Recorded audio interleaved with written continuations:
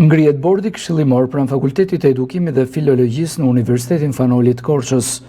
Profesore asociuar Dr. Jonela Spahonjera, dekane e këtij fakulteti, tha në fjalën e saj se arsimi cilësor nuk ndërtohet i izoluar, por formsohet përmes bashkëpunimit sinqert e të qëndrueshëm mes universitetit, institucioneve dhe komunitetit. Besoj fort që arsimi cilësor nuk ndërtohet i izoluar, por formosohet përmes bashkëpunimit sinqert dhe të qëndrueshëm, jo vetëm midis universiteteve, por edhe institucioneve dhe komunitetit.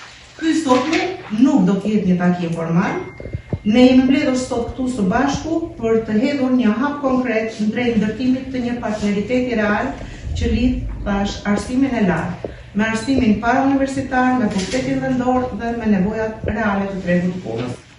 Realiteti në të cilin ne jetojmë po ndryshon me ritme të shpejta dhe kjo kërkon nga ne si mësimdhënës në auditore të përcjellim jo vetëm dije, por njëkohësisht dhe të formojmë individ të përshtaten, të krijojnë, të kontribuojnë në mënyrë aktive në shoqëri.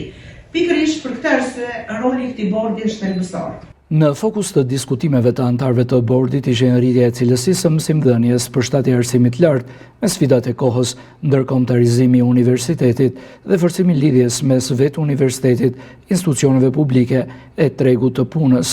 Institucionet vendore të qarkut, pedagogët dhe studentët mbeten të angazhuar për të mbështetur iniciativa që forcojnë rolin e këtij fakulteti në zhvillimin e vetë qarkut dhe përgatitjen e të rinjve.